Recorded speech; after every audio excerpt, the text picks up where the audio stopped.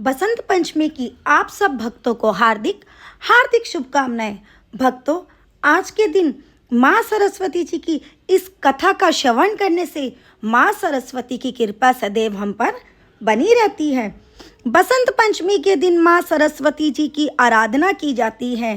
माना जाता है कि इस दिन पूरे विधि विधान से माँ सरस्वती का पूजन करने से वे अत्यधिक प्रसन्न होती हैं और भक्तों को कला और विद्या का दान देती हैं। बसंत पंचमी 2024 माँ सरस्वती की विद्या और कला की देवी माना जाता है।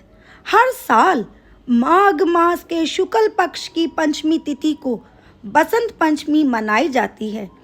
इस दिन माँ सरस्वती के जन्मदिन के रूप में मनाया जाता है। माँ सरस्वती के जन्म से पहले ऐसा माना जाता था कि पूरे संसार में ज्ञान और कला का अभाव था। मान्यता तो यह भी है कि अगर माँ सरस्वती किसी व्यक्ति से रूठ जाती हैं तो उसके जीवन में विद्या और ज्ञान की कमी होने लगती है। धार्मिक मान्यताओं के अनुसार बसंत पंचमी के दिन माँ सरस्वती की विधिवत पूजा करने से विद्या का वरदान मिलता है। बसंत पंचमी के दिन माँ सरस्वती का व्रत या पूजन किया जाता है, जिससे माँ सरस्वती की कथा सुनने का विशेष महत्व माना गया है। बसंत पंचमी व्रत।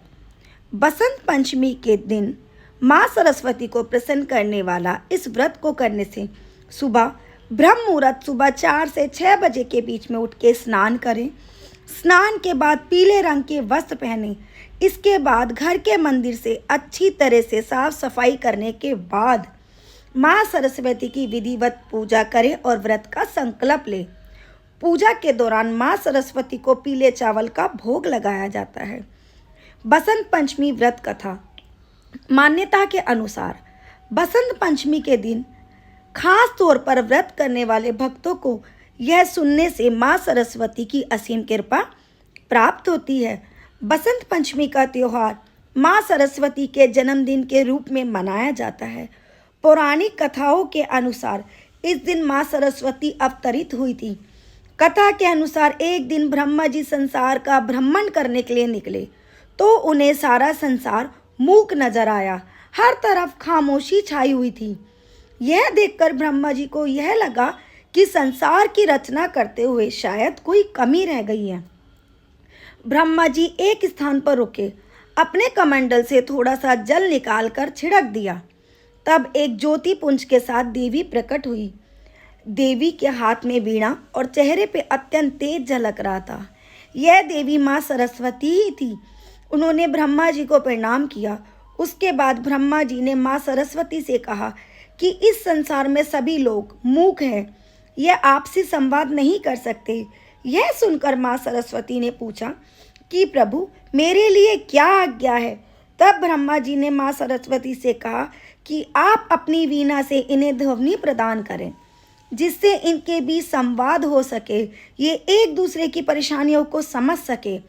ब्रह्मा जी की आज्ञा का पालन करते हुए माँ सरस्वती ने समस्त संसार को वाणी प्रदान की, जिससे वे एक दूसरे के विचार को समझ सके। बोलो सरस्वती माता की जय। कुंज बिहारी श्री हरदास।